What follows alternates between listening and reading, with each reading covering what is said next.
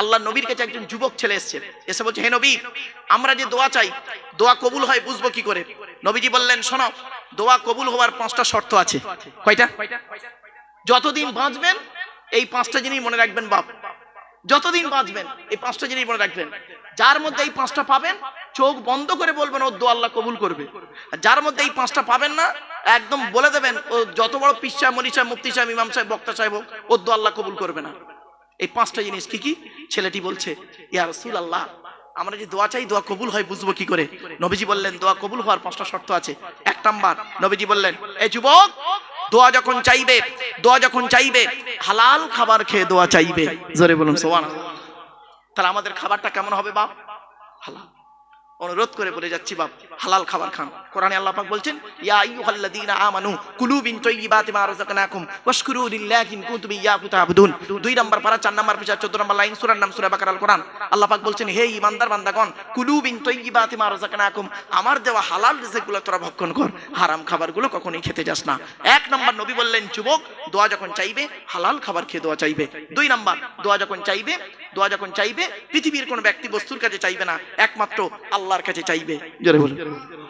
দলিল কোরআন, ওয়াইদা সালাকা ইবাদি আন্নী ফাইন্নী করিব উজিবু দাওয়াতাদ দাঈ ইযা দাআন ফালিয়াস্তাজিবু লি ওয়া লিইউমিনু বি লাআল্লাহুম ইয়ারশুদুন। 2 নম্বর পারা 7 নম্বর পৃষ্ঠা 8 নম্বর লাইন, সূরার নাম সূরা বাকারাল কোরআন। আল্লাহ পাক বলছেন, বান্দা যখন আমার কাছে চাই কিছু, আমি আল্লাহ তার খুবই নিকটবর্তী হয়ে যাই। জোরে বলুন। আপনি আল্লাহর কাছে চান না? আল্লাহর কাছে চান, আপনার যা চাওয়ার আল্লাহর কাছে চান, আল্লাহ সব দেবে। আল্লাহ বলছে, বান্দা কখনই ভাববি না আমি দাড়ি চাচালো আমার কথা আল্লাহ শুনবে, উনি মৌলভী সাহেব, পীর সাহেব, ওনার কথা আল্লাহ শুনে ফেলবে, এত সোজা নয়। আল্লাহ সকলের কথা শোনেন। জোরে বলুন সুবহানাল্লাহ। এই হীনমন্যতায় কোনোদিন ভুগবেন না।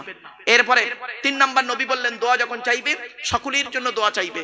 আমার বাপ, আমার দাদা, আমার গোষ্ঠী শুধু করো না, সকলের বাপ দাদার নামে দোয়া চাইবে। 3 নম্বর। 4 নম্বর নবী বললেন, দোয়া যখন চাইবে কি করবে? ইন্নাদ দুআ মাওকুফুম বাইনাস সামাই ওয়াল আরদি লা ইয়াসআদু মিনহু শাইউন হাত্তা তুসাল্লি আলা নবিকা। আল্লাহর নবীর হাদিস, রাসূলুল্লাহ বলেছেন, তোমরা যে দোয়া চাও ওই দোয়াটা আসমান আর জমিনের মধ্যবর্তী জায়গায় অবস্থান করে। ওই দোয়াটার উপরেও নিয়ে যেতে পারে না কেউ, নিচেও নামাতেও পারে না। হাত্তা তুসাল্লি আলা নবিকা, যতক্ষণ পর্যন্ত তোমরা নবীর উপরে দরুদ পাঠ না করে দোয়া চাও। জোরে বলেন সুবহানাল্লাহ। তাহলে দোয়া যখন চাইবেন, নবী বললেন যে নবীর উপরে দরুদ পাঠ করে দোয়া চাইবেন। 5 নম্বরটা খুব ইম্পর্টেন্ট, এটা খুব ইম্পর্টেন্ট, শুনে নিন বাপেরা, খুব গুরুত্বপূর্ণ কথা এটা। এটাই ভুল হয় ম্যাক্সিমাম লোকের। নবীজি বললেন, দোয়া যখন চাইবে মনে মনে এটাই বিশ্বাস করবে, আমার দোয়াটা আল্লাহ শুনছেন, আমার দোয়াটা আল্লাহ শুনছেন, আমার দোয়াটা আল্লাহ শুনছেন। কোনোদিন ভাববেন না আমি মূর্খ লোক বলে আমার দোয়া আল্লাহ শুনছে না, আমি জেনারেল শিক্ষিত লোক বলে আমার দোয়া আল্লাহ শুনছে না, উনি পীর সাহেব, মনি সাহেব বলে ওনার কথা আল্লাহ শুনছেন, এ কোনোদিন হীনমন্যতায় ভুগবেন না। আর দোয়া যখন চাইবেন আন্তরিকতা নিয়ে আল্লাহর কাছে দোয়া চাইবেন, আন্তরিকতা নিয়ে আল্লাহর কাছে দোয়া চাইবেন। দুঃখের বিষয় কি জানেন? আজ বর্তমান সময় কিছু জায়গায় দেখি তো, আমি বাস্তব দেখেছি তাই বলছি, দেখুন তো আপনারাও দেখেছেন কিনা। আমার হাতের দিকে তাকান, প্রত্যেকে আমার হাতের দিকে তাকান।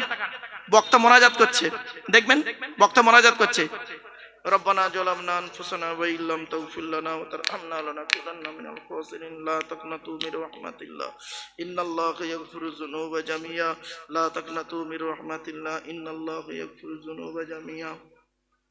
ঠিক না বেঠিক? একদম প্র্যাকটিক্যাল কথাটা বললাম, প্র্যাকটিক্যাল কথাটা বললাম। ছি ছি ছি ছি ছি। বান্দার এইরকম মোনাজাত দেখে আল্লাহ ফেরেশতাকে বলে, ও কি করছে রে, কি করছে? তা ফেরেশতারা বলছে, আল্লাহ মোনাজাত করছে। আল্লাহ বলে, ও কি মোনাজাত? তেল মালিশ করা মোনাজাত। এরকম তেল মালিশ করছে কেন?